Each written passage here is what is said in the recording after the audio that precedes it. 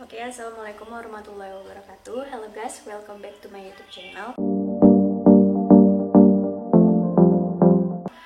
Sesuai dengan janji aku kemarin, aku bakal nge-review di video kali ini perihal mata kuliahku selama 1 semester. Oke, check it out. Oke, untuk yang pertama itu nama mata kuliahnya pengantar studi seni rupa.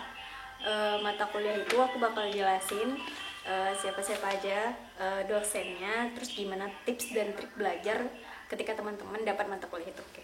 Yang pertama tadi aku udah sebutin pengantar studi seni rupa. Untuk mata kuliah itu diampu oleh salah satu dosennya laki-laki. Dia tipikal orang yang tegas, on time dan disiplin. Nah, untuk teman-teman, tips ketika teman-teman kuliah sama bapak ini, teman-teman harus datang tepat waktu. Terus yang kedua, selalu bikin resume. Ini aku saranin resumenya jangan ditunda-tunda, dan resumenya tuh bagusnya selengkap mungkin dibikin dari berbagai sumber yang teman-teman dapetin. Terus belajar terus tiap malam karena bapak ini bakal ngasih kuis di pagi hari. Tuh, ini udah mulai kuis nih. Semester 1 udah mulai dapat kuis. Terus kuasain materi ketika teman-teman presentasi. Jadi itu bakal lebih mudah untuk teman-teman kalau misalkan nanti teman-teman jadi pemateri dalam presentasi. Oke. Next, mata kuliah yang kedua.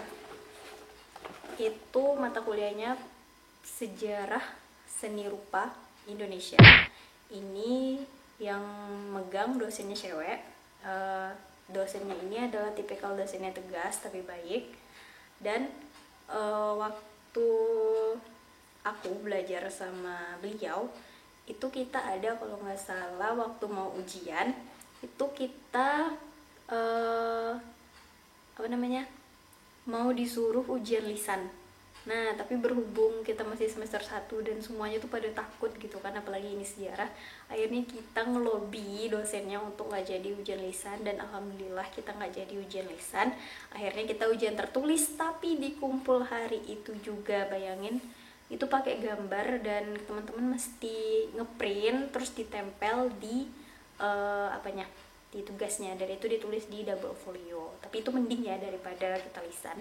Dan tips ketika belajar sama dosen yang ini, teman-teman usahakan paham sama materinya pas teman-teman presentasi. Jadi itu gak usah dihafal, yang penting teman-teman paham materinya, dan itu lebih mudah penyampaiannya ketika nanti teman-teman presentasi ataupun menjawab pertanyaan dari teman-teman kita itu. Terus yang kedua, jangan datang telat, karena bisa aja kalau nggak salah ada yang dimarahin atau bahkan ada yang diusir sama dosennya ketika dia telat. Itu kesarannya jangan. Kalau misalkan, dan yang ketiga, kalau misalkan teman-teman nggak paham silakan tanya, karena dosen itu sangat berharap mahasiswanya tuh bertanya daripada diem-diem aja. Oke. Yang selanjutnya, yang ketiga, ini ada sejarah desain grafis. Sejarah desain grafis ini di dosennya laki-laki.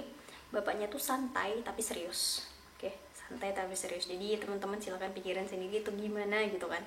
Nah, saran aku, karena ini sejarah desain grafis, teman-teman bagusnya banyak-banyak baca tentang sejarah desain grafis sebelum masuk ke kelas. Karena waktu itu kesalahan yang aku bikin adalah aku nggak baca sama sekali, aku nggak tahu sama sekali, hingga akhirnya pas di kelas tuh kayak bingung gitu kan. Tiba-tiba aku disuruh presentasi pertama, terus aku bingung mau ngapain karena belum ada bahan sebelumnya. Jadi saran aku banyak-banyak baca karena ini tentang sejarah. Terus tips-tipsnya hampir sama ya yang kayak sebelumnya. Teman-teman usahain duduk di depan aja, karena kalau duduk di belakang tuh banyak gangguannya dan teman-teman pasti nggak fokus, dan sayang banget kalau nggak fokus, apalagi ini pelajaran sejarah. Kemudian banyak-banyakin tanya sama dosennya kalau misalkan teman-teman gak ngerti, karena setiap mahasiswa yang bertanya tuh biasanya ada poin plusnya, apalagi bapak ini banyak banget poin plusnya. Mantap. Next, ini mata kuliah praktek namanya gambar sketsa. Oke, ini di video sebelumnya aku juga udah jelasin di gambar sketsa itu kita ngapain. Di gambar sketsa ini kita akan bikin gambar sebanyak 200 sampai 500 kalau nggak salah, aku lupa juga. Gambarnya itu varian, nanti misalkan dari terserah teman-teman. Itu biasanya gambar awal itu kita cuma bikin garis, cuma bikin bulat, terus gambar selanjutnya nanti kita bikin kotak, gambar selanjutnya nanti bikin objek-objek di sekitar, terus gambar selanjutnya nanti kita bikin gambar perspektif. Nah itu variannya tergantung dari dosennya gitu.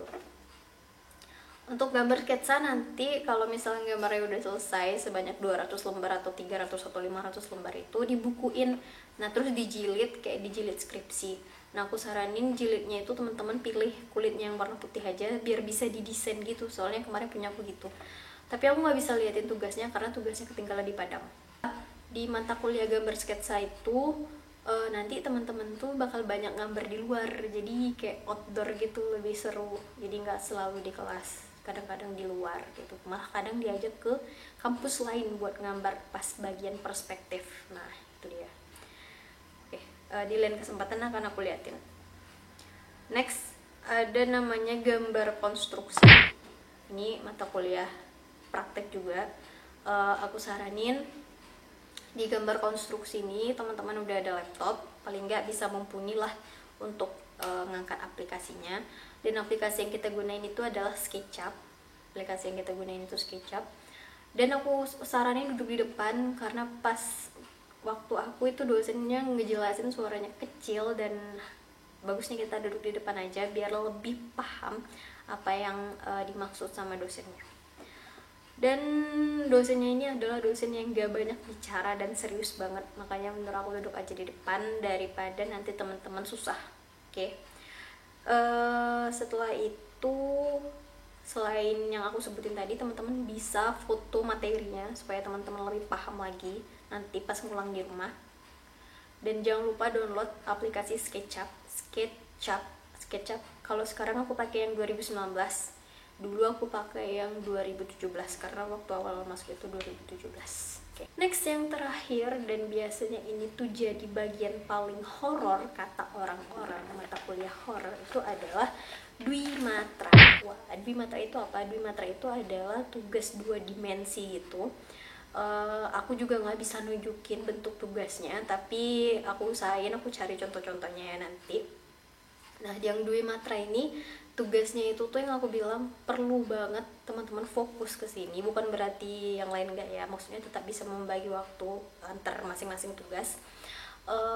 Ini tugasnya tuh kita kayak bikin roda warna gitu kan. Nah, tapi nggak segampang yang teman-teman pikirin, karena yang contoh yang roda warna ini kita harus bikin warnanya itu misalkan dicampur gitu teman-teman, misalkan dari merah ke biru kayak gitu kan, ada campuran-campuran warnanya, ada kayak urutan-urutan warnanya gitu.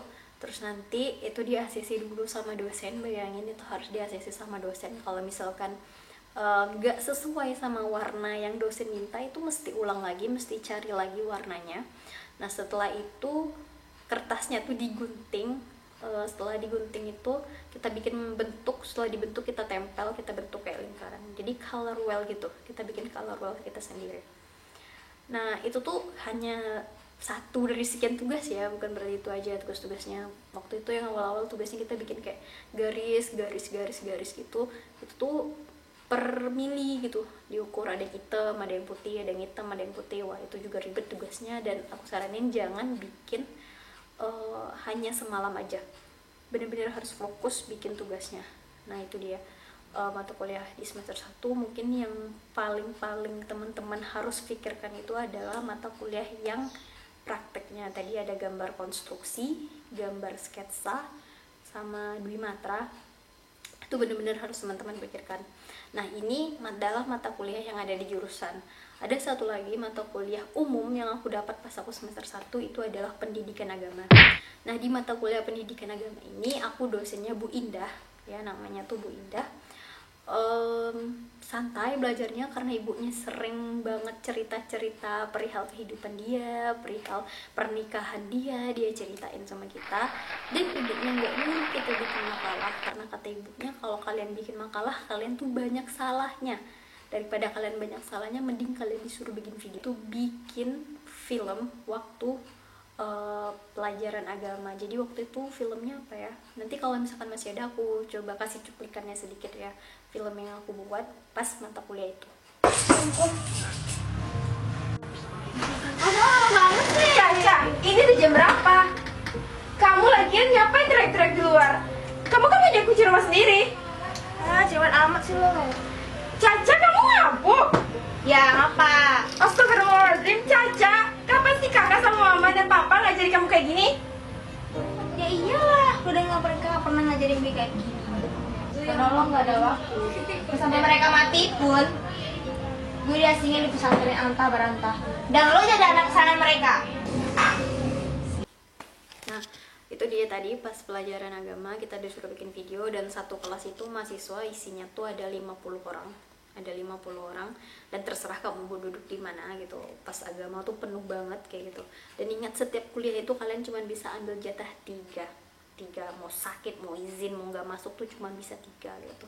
Manfaatkanlah itu sebaik mungkin. Tapi kalau aku pribadi, aku nggak pernah ambil jatah karena nggak ada yang mau aku ambil jatahin gitu. Emang kayak ya, kalau misalkan tugas berat banget, aku tetap masuk gitu. Aku nggak peduli mau tugasnya gini sabar, aku tetap masuk. Makanya itu time manajemennya sangat-sangat diperlukan saat teman-teman kuliah.